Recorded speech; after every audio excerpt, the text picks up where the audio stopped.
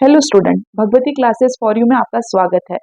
आज हम इकोनॉमिक्स के लास्ट 5 इयर्स के पेपर में जो भी डिस्टिंग्विश बिटवीन आए हैं, जो मोस्ट इंपॉर्टेंट है वो करेंगे। उसमें सबसे फर्स्ट डिस्टिंग्विश बिटवीन है डिजायर एंड डिमांड। अब डिजायर क्या होता है और डिमांड क्या होता है? तो desire means an urge to have something. Desire का मतलब होता है इच्छा, सिर्फ इच्छा कि मेरी इच्छा है, समझो कि मुझे स्विट्जरलैंड जाना है, मुझे लंदन जाना है, ये सिर्फ एक डिजायर है। लेकिन डिमांड क्या है? Demand is a desire back by willingness and ability to पे।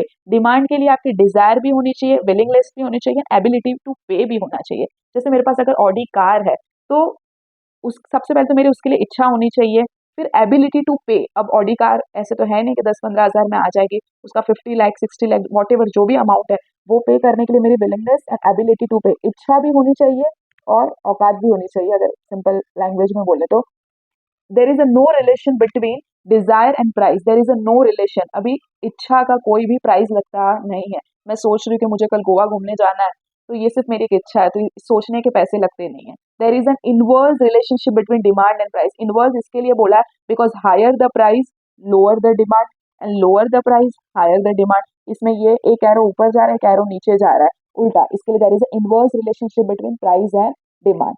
Reference of time and price is not necessary to express desire. आप कोई भी टाइम पे आपकी इच्छा, आप कुछ भी डिजायर रख सकते हो, सोच सकते हो, रात को सोच सकते हो, सुबह सोच सकते हो। Time and price is not necessary to express desire, but यहाँ reference of time and price is necessary to express demand. Example दिया है, desire of poor person to go vacation to Switzerland. एक पुअर पर्सन की इच्छा है कि वो Switzerland vacation के लिए जाए। और यहाँ example of popular movie actor for an Audi car. जैसे शाहरुख खान है तो उसको ऑडी कार खरीदनी है तो वो खरीद सकता है बिकॉज उसकी डिजायर है, एबिलिटी टू पे भी है, विलिंगनेस भी है। तो ये मोस्ट इंपॉर्टेंट डिस्टिंग्विश बिटवीन था सेकंड चैप्टर का। और फर्स्ट चैप्टर में आपने बहुत बार नोटिस किया रहेगा माइक्रो इकोनॉमिक और मैक्रो इकोनॉमिक का डिस्टिंग्विश बिटवीन आता है। अब माइक्रो आए, मैक्रो आए, स्लाइसिंग मेथड आए या लंपिंग मेथड आए, पार्शियल इक्विलिब्रियम आए या जनरल इक्विलिब्रियम आए, तो आप इसमें एटलीस्ट 2 पॉइंट का आप सेम लिख सकते हो। Micro economic deal with the small part of national economy. Micro economic किससे डील करता है?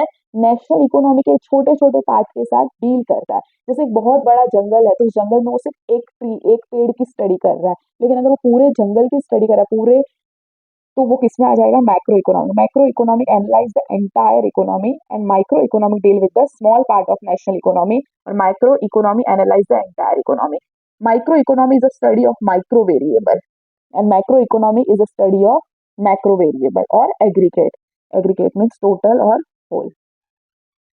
It use slicing method and it is used lumping method. Lump sum method use करता है, ये slicing छोटा method use करता है।